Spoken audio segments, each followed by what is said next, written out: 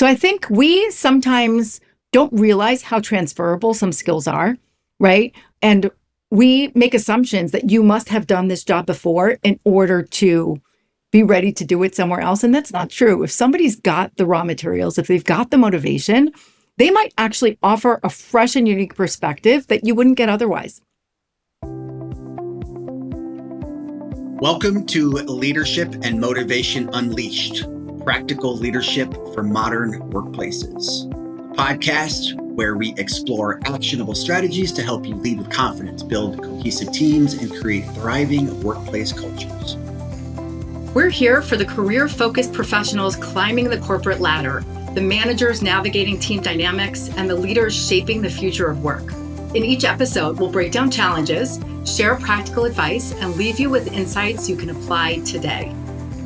I'm Patrick Law, your co-host, a Gulf War veteran with over 26 years of corporate leadership experience in banking and payments, blending precision and innovation with a tad of passion to solve big challenges. And I'm Rachel Book, a C-suite trusted advisor and an HR leader with 2 decades of experience at Fortune 50 companies, specializing in building people-first strategies and driving impactful talent solutions.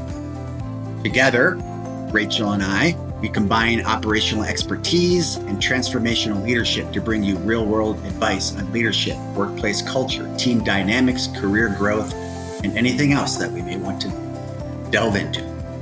So, if you're ready to take your career and leadership skills to the next level, you're in the right place. Let's get started.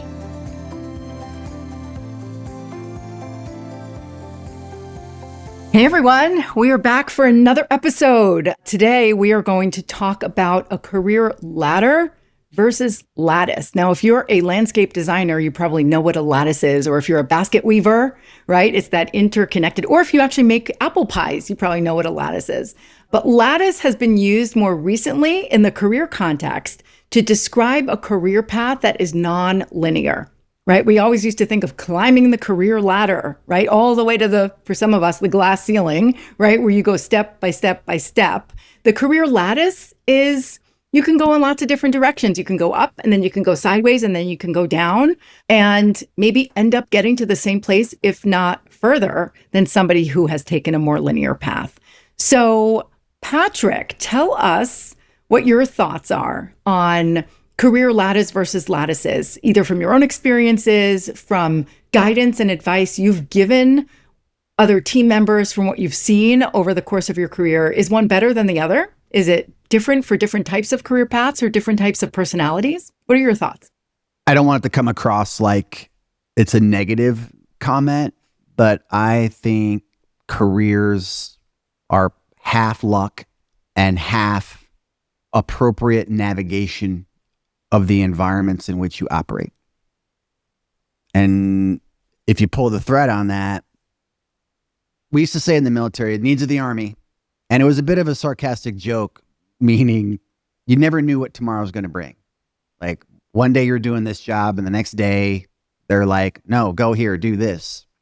And then you think you're settling into that. And then they're like, no, go here, do this. So needs of the Army. You don't really have a choice. You're like the feather coming out of the Curious George book at the end of Forrest Gump. And for those of you who have seen that movie, the movie ends with that feather kind of drifting up into the air. And if you know what that movie's about, I mean, his life was one amazing experience after the other, not of his design. Like anything can happen to you at any moment, personally, professionally. And, you know, sadly in careers, I've seen some careers and some really high quality people's careers derailed by their health. I mean, it is a blessing to stay healthy over numerous years and experiences and outcomes. Mentally healthy, emotionally healthy, physically healthy. Some of the luck, that's luck. You could call it, you know, God's will if that's where y'all live, but some people would call it luck or karma, whatever. Some of it is the quality of the people you work for and work with. I mean, do you have someone in your remit that looks out for you? I mean, lots of organizations and people, and even you and I, Rachel, on this podcast have talked about mentorship. I'm a big believer in that. Now, I kind of naturally drifted to that, even in the military. Like I could tell some commanders or non-commissioned officers were more engaging than others and cared more about others and wanted to pass on what they knew. I found that in corporate America too. Some of my bosses were highly engaged in my outcome, and they saw my performance on their behalf, on the brand's behalf that we were working for, on our customers' behalf. Not all compensation is money. Sometimes it's opportunity. And I think the Lattice part is, it's a little bit like personal life too. Like I've been thinking a lot more lately the last couple of years of owning things versus owning experiences. Like, do you want to buy stuff or do you want to buy experiences for yourself? And Rachel knows this because she's actually one of the people, I don't know if you know this, Rachel, but kind of helped me see that in the last 2 years, that having experiences with your family and your friends is much better than a new car. So I think careers are like that too. And so the Lattice comment is, for me, what if a unique project comes by? You don't get more money for it. Maybe you get some more accolades if you do it well. But the experience of working on something that isn't in your remit or your job title could broaden your skill set to maybe one day get the job that you're looking at that you think you want to do from a promotion perspective. So for me, left and right moves in the military, in law enforcement, and not-for-profits in corporate America, because I have friends and acquaintances in all of those places, is a special mission in addition to the mission you're currently on. Some people would look at that and say, oh, more work without more money. Sometimes the experience of the environment or the experience of the event you're asking to participate in is worth its weight in gold. No, you can't pay your mortgage with it. No, you can't buy a cup of coffee with it. No, you can't pay for a trip with it. But your career briefcase should be filled with experiences that you wouldn't normally get in your current role. I'm going to pick on Rachel for a minute. So Rachel is operating here recently as a chief administration officer and as the head of HR. She doesn't have to do that. But the experiences of being a CAO and drifting purposely into business things that traditional chief HR roles wouldn't normally have beyond consultative, where she's actually physically doing the work or navigating change in an operating environment for the success of the business and our customers, isn't traditional for her remit. But there she is doing it. What could that parlay into in her next step of her journey? A lot. So if you choose to stay in your lane being, my title is ops, and you have an opportunity to work on a client engagement and you turn it down, that is a healthy choice maybe for you. There's a million reasons why you may turn that down. I'm not picking on it. But if the half of what I said a career is luck, if your luck is in line, your health is good, your family's good, you don't have 13 ball games to take your kids to, and you're going to get another degree, so you're busy with that, or whatever's going on in your life, or you need to be home more, or whatever. Like, everyone's got some story in their life that prevents them from doing these extra things. But if luck be the lady and lines up for you, and you can take on additional responsibilities, not as a burden, not as your boss is getting over on you because they don't want to replace someone. There's a unique situation happening in your unit, in your department, in your company, that they think your skill set could move the ball down the field for them. Say yes. I remember being 18, standing at a Quaker State oil change place in Colorado Springs. This is so random, but I'm going to tell it. Having the oil changed in my car, and I was a E3 in the Army. I was with the 4th Infantry Division at Fort Carson, and for whatever reason, I had 5 hours off, so I drove into Colorado Springs, had my oil changed. And the guy who was working at the Quaker State on North Academy Boulevard changing my oil had exited the Army recently, and he was a sergeant, and he was working at the Quaker State because he was a retired guy. I don't think he needed the work. I think he just wanted to work. And I was in my uniform, so obviously they're not to tell. So he started talking to me, and he's like, what's your MOS? Which, for everyone listening, that's what your job is. And I told him military police, and we're talking. He's like, and he's an older guy. Like, but remember, I was 18, everybody. So maybe he was 40, but he looked like 100 to me. Sorry, It's all 40, relative. Sorry, 40-year-olds. And he's like, look, I'm going to tell you two things. Because I told him I'd been in the Army for like 8 months, which basically made me a baby to him. And he's like, two things. Volunteer for everything. Say no to nothing. And I was like, Sergeant, what does that mean? Because even when guys are out, you still call them by their rank out of respect. I do anyway. I was like, Sergeant, what do you mean? Say volunteer for everything. He goes, it doesn't matter what it is. Say yes. If they say, hey, we need all the horse crap picked up in the cavalry's pasture for their ceremonial horses, go do it. Don't say no. Go do it. If they say, hey, you want to go to Arctic Warfare School? Even though you want to be a desert warfare guy, say, yes, I'll go to Arctic Warfare School. He's like, young man, there's going to be a million things that they throw at you because there's never enough time and there's never enough people to get everything done. Don't be the guy who says no. And I've carried that through my career. So whether it was flying, I never turned down a job at the airport. Like if my cousin Billy, who ran the place, said, Patrick, I need you to fly these empty boxes to Detroit, which certainly isn't as sexy as, hey, I need you to take these 15 passengers to LaGuardia. Say yes to the empty boxes to Detroit. And that's actually a real story. People needed boxes at the GM plant. So we were flying empty boxes all the time. You'd be surprised what auto manufacturers pay to keep their assembly lines going. There's millions of dollars at stake if those lines stop. Anyway, I said yes to everything. And I'm still like that. If someone says, you want to do this? Sure. I mean, in my current role, as Rachel knows, I didn't come here to do what I'm doing. Yeah. And look, she's seen me whine about it, cry about it, bitch about it, because that's my personality. And sadly, she is, whether she knew it or not, took on the role of my soul shepherd when it comes to work. But Soul shepherd, that's a new one. I know I'm constantly making up crazy stuff, but I do it. Even if I don't have a smile on my face, I'm executing the mission. Now, I think I've kind of always been like that. I mean, I know I tell a lot of military stories where I'll tell stories of what we're familiar with. I know a lot of people who are mission-oriented that never wore the uniform. You're mission-oriented, Rachel. Mm-hmm. When Rachel sets her mind to something, there's no getting her off of it. So, and a lot of you out there listening are like that. So whatever comes your way from a lattice or climb perspective, say yes. And look, you're going to say yes to things that are scary. I was talking to one of my mentors last night about something that's happening.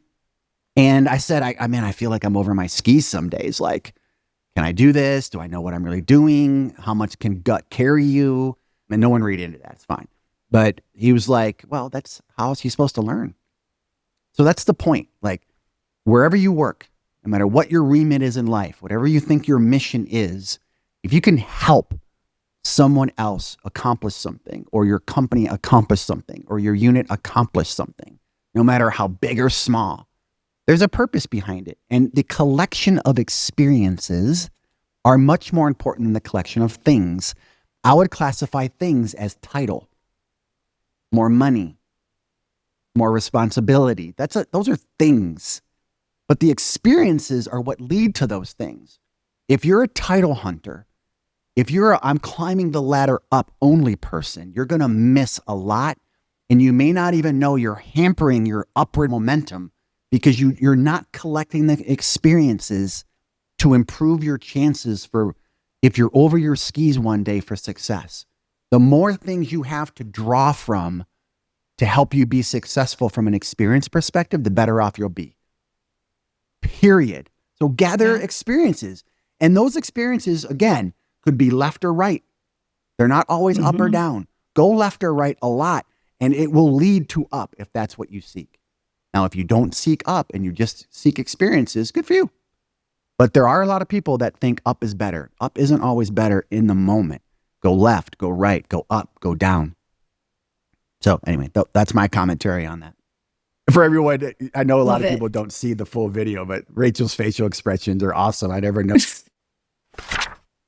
We pick our topics based on what we imagine is on the minds of many, but we are not mind readers. So please use our form, which we'll link for you in the show notes, to suggest additional topics we should consider, request to be a guest on our show, or give us constructive criticism, which will make our podcast more valuable for many.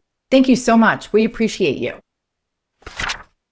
was all pure gold, what you said, right? And I'm going to pull on a couple of those threads. So, okay, to greatly oversimplify, there are three kinds of people in the world. There's one kind of person who says, I know what my career path is going to be, and it's linear, right? To choose a couple examples, I want to be a brain surgeon. So I'm going to go to medical school, and then I'm going to be an intern, and then I'm going to be a resident, and then I'm going to be a fellow and whatever. And it's charted out, and there's no deviating. You cannot skip steps, right? Path A. Similar example is somebody who says, I want to be a great accountant, and I'm going to join a company, and I'm going to be an associate accountant, and then I'm going to be an accountant, an analyst, and then I'm going to be whatever the next rung is, accountant 1, accountant 2, accountant 3, manager, director, senior director, until I'm an executive vice president, and then I'm going to retire. And there are some people that find that very satisfying. It's predictable, it's consistent, they know what to expect, they get satisfaction out of moving in expected increments. But then there's the kind of person that says, I know what I want to be, and I'm going to plan a very intricate path to get there. And it's almost like when you're playing video games and you unlock levels and then you skip to a different world. And they might say, I want to be a CEO. So I need to do one of these rotational programs, or I need to do 2 years in marketing and 2 years in finance and 2 years in HR.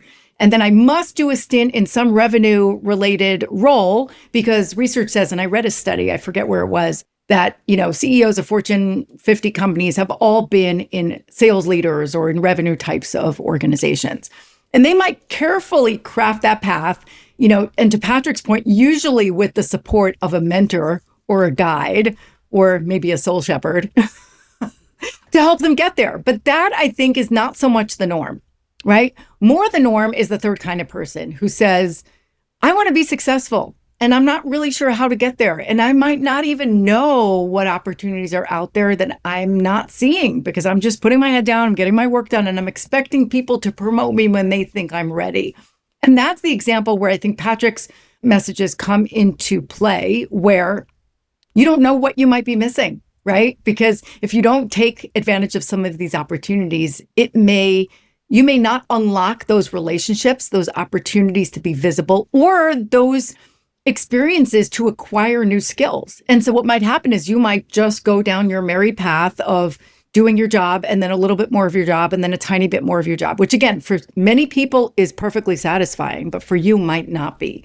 And so having those opportunities to collect those experiences might even inspire you to take a career shift. You might not even realize what you're capable of or what you're excited about, because maybe you committed to accounting or HR or, law school when you were 20, and maybe that doesn't resonate with you anymore.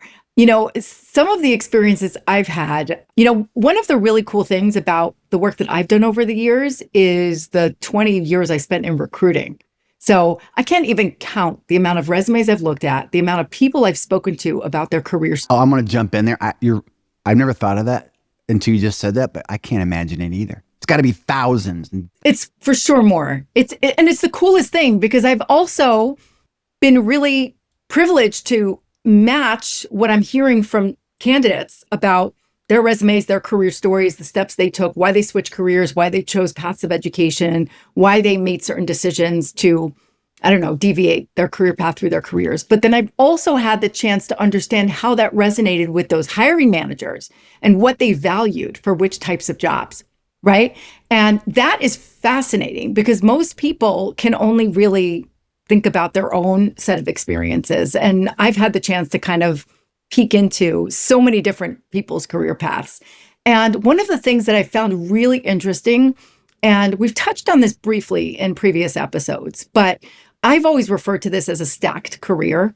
I think I made up that term. I don't know if somebody has a more official way of describing it, but as you hear me describe it, if you have another term, or if you've heard of an official way, please let us know. But some people who have maybe done 10 years in sales and then 10 years in engineering, or sometimes it's actually vice versa. Somebody trains as an engineer, does a few years as an engineer, and then becomes a solution consultant or a sales engineer or a systems engineer. They've got a chance to use different parts of their brain, different parts of their education in very, very unique ways. And at the end of that, after doing 3 years as an engineer and 5 years as a salesperson, they become greater than the sum of those parts. because they can have those conversations with business people and with technology people in a way that probably few other people can. And so sometimes acquiring these collections of experiences can actually position you for opportunity in ways you never would have imagined. I think I may have shared this story on one of our podcasts, but I had a chance when I was with AT&T to build an industry solutions consulting team for the enterprise iPhone. So this is back in probably 2009, 2010, when the iPhone was just starting to be used in business contexts. And they wanted to assemble a team, and we built it from scratch, where they needed experts in different industry verticals to help design solutions on how to use these mobile devices in business environments for field service, for transportation, for oil and gas, for healthcare, for higher education, for consumer packaged goods, for pharmaceuticals, right? And there were very unique use cases. And the only people that were eligible to apply for these roles were people that had deep knowledge in those verticals, were really, really good at the analytical engineering angle, and also were very salesy because they were actually selling stuff and they had revenue targets. And it was really hard to find people that met all of those criteria. But the ones that I met and the ones that we ultimately hired, and some of them I'm still in touch with on LinkedIn, were some of the most fascinating people I've ever met because they explored their passions. Some of them, it was very purposeful for them. They said, these are the things that I'm interested in. Some of them were, in their 60s by the time we hired them because it took years to accumulate that type of experience, that depth across multiple environments. And for some of them, it happened by mistake, right? They worked in a particular vertical and then they were laid off or the company closed down or something and they had to go find a different job. And then they ended up being perfectly positioned for these roles. So I think we sometimes don't realize how transferable some skills are, right? And we make assumptions that you must have done this job before in order to be ready to do it somewhere else. And that's not true. If somebody's got the raw materials, if they've got the motivation, they might actually offer a fresh and unique perspective that you wouldn't get otherwise. Sometimes the functional area matters most, like you must be a marketing expert. Sometimes the industry matters most, like you must have payments experience. And it doesn't matter if you did product or technology, you just need to have that domain expertise. And so for some people and for some businesses, especially if you're a smaller company and you need somebody who can wear more than one hat, it could really, really be worthwhile to consider somebody with maybe an alternative background that has their career's been more like a lattice and less like a linear ladder because they will be more useful to you. From a sports analogy perspective, which some people hate, but like a utility infielder, you can play first, second, short, or third. Those people are invaluable. Yes. And some jobs require more specialist experience. Some require more generalist. And sometimes you get lucky and you can find somebody with both. I mentioned earlier, it used to be that someone who, before somebody ascended to a CEO role, they have had to do a stint in a revenue organization. I read this interesting article. So the current CEO of Chanel, the fashion house, is a woman named Lena Nair. She was previously the CHRO, the Chief Human Resources Officer at Unilever.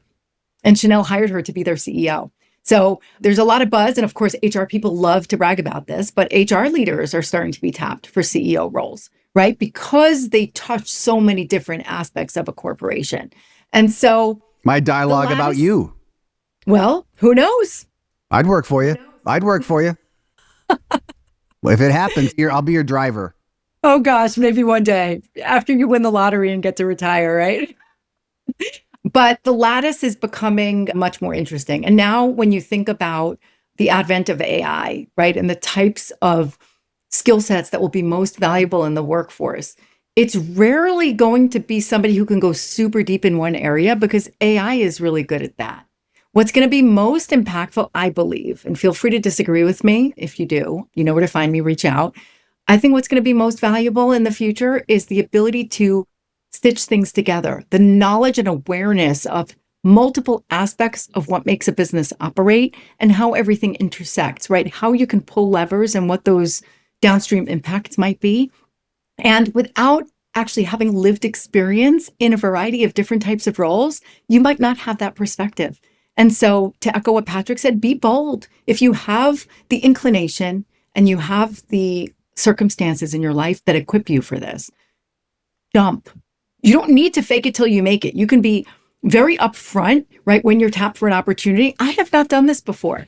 I believe I can do it because I've done other things, right? But I have not done this exact thing before, right? So put that out there if you have that trust and faith in the leader that's tapping you for that, because you'll feel much more free to explore and experiment. You won't have to feel like, oh, I have this all buttoned up. I know the answers to everyone's problems, because probably nobody expects you to have that anyway.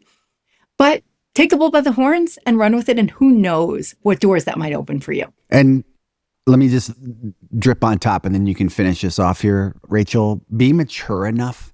Be professionally mature enough.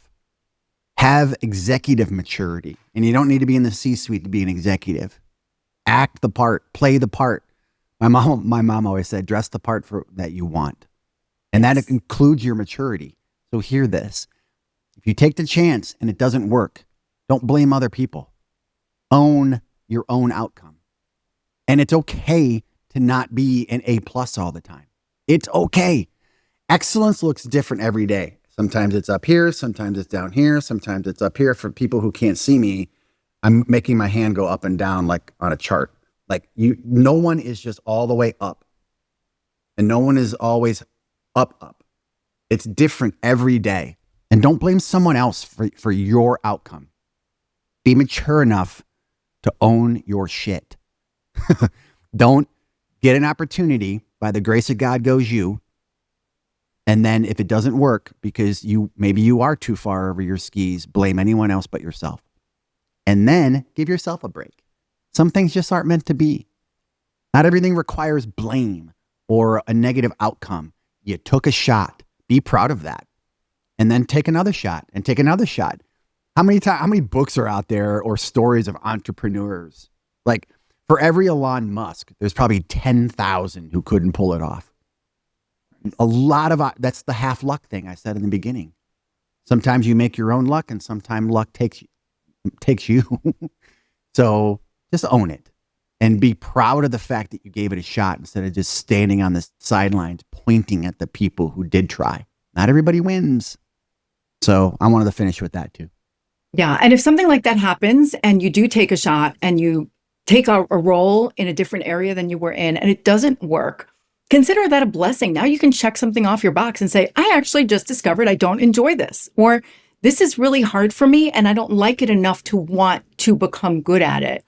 And develop your narrative so that you can explain it, right? Because it's something you should be proud of. You shouldn't be embarrassed of it and try and hide it or not put an experience on your resume because it wasn't a success. If you get asked about it, like say, hey, in an interview, I noticed that you took a year to become a salesperson and then you moved back into engineering. Can you explain that?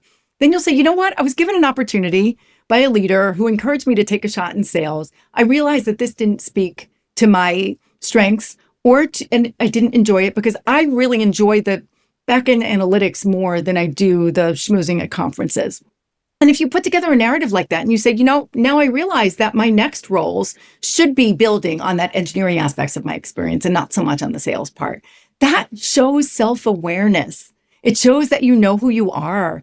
And most employers, again, maybe not everyone, but I know that if somebody told me that in an interview, I would be like, wow, that's awesome. You tried something, you figured out it wasn't for you, and then you went back to something that is more your sweet spot. People appreciate the transparency of that. Yeah, say, look, I wanted to try it. I tried it. It didn't work. And here's what I think why. But that will have no bearing on what I want to try here. And I'm going to work my ass off for you. Say it. I love it when people are honest about themselves with me. Yeah. Because if you're fudging it, especially somebody who's an experienced interviewer, they're going to see through it and they're going to start imagining other things that maybe aren't true. They're going to say, oh, well, did they make a huge mistake or did they do something unethical and get fired or blah, blah, blah, when maybe that's totally not the case. So the human and career dynamic. Oh, yes. Our brains fill in spaces, right? If we don't, and that's where our biases, play a role. So takeaways, if you are an employee and you are being given an opportunity and it's scary, but it feels a little bit exciting, you've got a mentor or someone that you trust and your life has the space for it, grab it and do it and see what happens. If somebody offers you an opportunity and you say, this is not what I want, this doesn't sound fun and exciting for me, I'm really happy on my linear path, or my life circumstances don't allow me to take a stretch assignment at this particular time, it's okay to say no, right? But maybe explain to your mentor or to the person that offers it to you and say, please ask me again in a year, right? Going through something right now, please ask me again, so they don't assume that you're not interested ever. And if you're a leader and you're trying to fill a role, resist the urge to do whatever it is that's predictable, right? If you are going through an inflection point in your business, or if there's something brand new that requires innovation or a different perspective, stop for a second and say, do I need to promote a marketing level 2 person into a marketing level 3 person? Or should I pull somebody from a sales role or somebody from a different aspect of the organization to lend their own unique perspective? You'd be amazed to see, what kind of input somebody else might have. And again, stacked experiences, right? When somebody can connect the dots and build their career really like building blocks, it could be a tremendous force multiplier. So there's all kinds of talent that's out there, and careers are built and assembled in a variety of different ways. Bricks of platinum you're laying down. Rachel Platinum Bricks book. That's you. Good luck, everybody. I think I prefer Soul Shepherd. Soul Shepherd. That's a good one too. Happy hunting, everybody. Good luck out there. Yes. Take care. Thanks for tuning in to Leadership and Motivation Unleashed. If you enjoyed today's episode, please leave us a rating and review. It only takes 1 minute, and it helps the show grow and reach more leaders like you in search of advice and motivation. And don't forget to subscribe so you never miss an episode. Please remember to share with your friends and family and coworkers, mentors, trusted advisors. This show is for everybody. See you next time.